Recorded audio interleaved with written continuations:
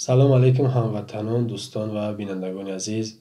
خداوند قادر یکتای خوب به همتا را شکرانه میگم برای تمامی نعمتهاش که دوباره ما را توفیق داد که با شما یک صحبتی داشته باشیم و میخوام امروز درباره جشنی که هفته می آمدگی مردم تاجیکستان بخشی یا با زیقی باشه پیشوازش میگیرن و اون هم باشه جشنی سال نو میلادی.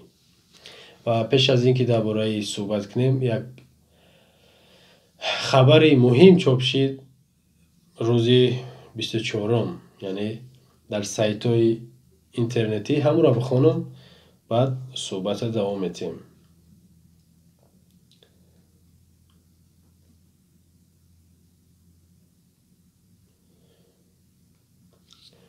در قرغانتپه یا که به نام ناحیه باختر ذکرش میکنن، در ولایت خراسان، خبر از فرج، گازیته فرج خوندگی باشین، در داخل زیاد تبلیغ میشود، اما ما از سایت الکترونیش استفاده داریم.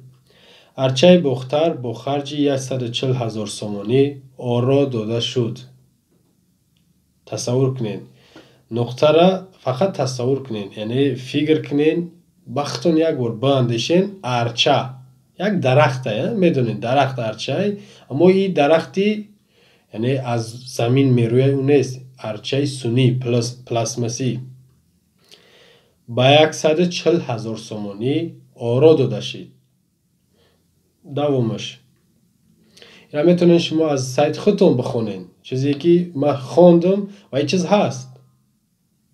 اگر من از این سایت نمیخوندم خیلی گپ میزدم، شاید بعضی ها باور نمیکردین یا یکی در نظرتون یک نفهمی زیاد اطراف ذهنتون دا تو میخورد. برای آرایش ارچه سال نوی که میدان اسماعیل سامانی شهر باختر را زینت میدهد 140,000 سومانی صرف گردیده، رسخوت کردند، مصرف کردند. سردار مؤسسه دولتی کمونالی چراغانکنی و آرایشی شهر میرعلی سیفالدین گفت برای آرا دادن ارچه مرکزی معموری ولایت خراسان که 21 متر بلندیش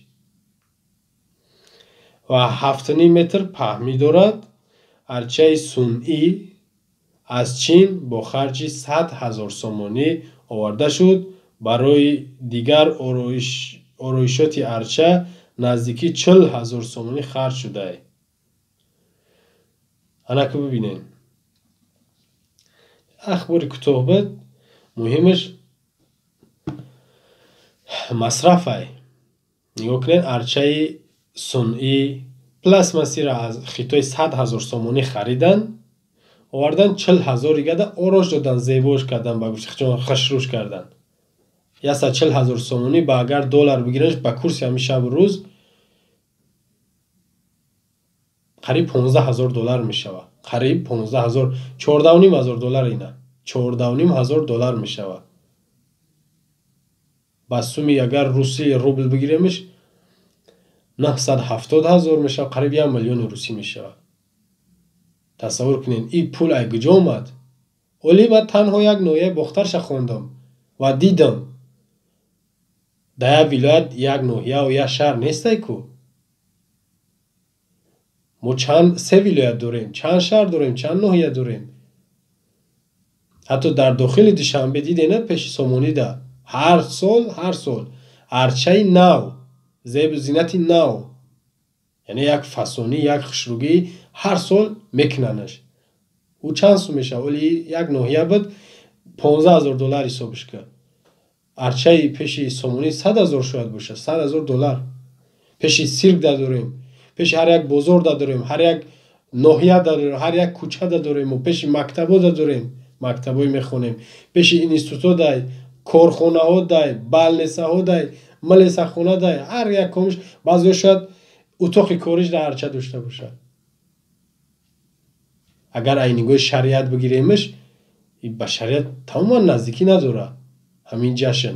نه که از نگاه مصرف شما نگاه میکنین، نگاه کنین چند که مصرف در این ارچه خالیه. او یگون چیزی مقدس نیست برای ما و شما. یک روز اینم یک روز. پس اینم نگاه کنین هر سال ارچوی نو رسخودوی نوای هم یک روزش میگذره یکم ینور میشوه همون ارچه دیگه نه خودش قدر داره نه همون سلسلهش نه همون فصلانش میبره با در کدام موسری میپرتوینش سالیگه با نو یک ما مردم فقط دو فریب میکنن مردم ده یک روز قدر داره همی ارچه.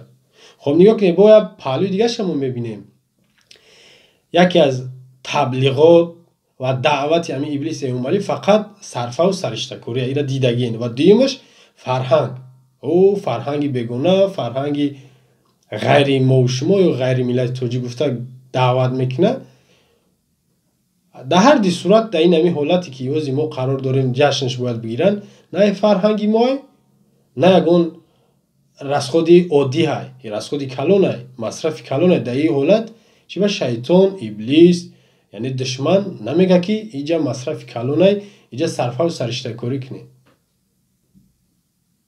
اونا مکرمی شیطان منافق دین فروش باشه در این وقتی سالی گذشته گفت در وقتی سالینه گفت که کودکان نزد ارچه سالینه بروان یک خرسندی کنن این گناه نداره هیچ اشکال نداره انا وقتی عید قربان عید رمضان میشوه کودکو باید عید گرده کنن کو کوچه با کوچه که خونه به خونه میگردن همین مکرم برآمد گفت که اولین آیتی به پیامبر نازل شد اقرا خدا گفت که بخونین یعنی که گفت پدر مادر و فرزندا را در روز یک شنبه بود در روز شنبه حتی در موافق سرقانون هم همین روزای جشن پرازنیکو عادی خیلی فرق نداره روزی کوریدن بغلطه و روز اما مجبور کردن کودکوی گردک نره با مکرمی بدبخت گفت که کودکو میرن به یگون کلانتراشون به یگون راه بلد در راه یک ماشین میزنشون یک کاری بزیر در دست میزنن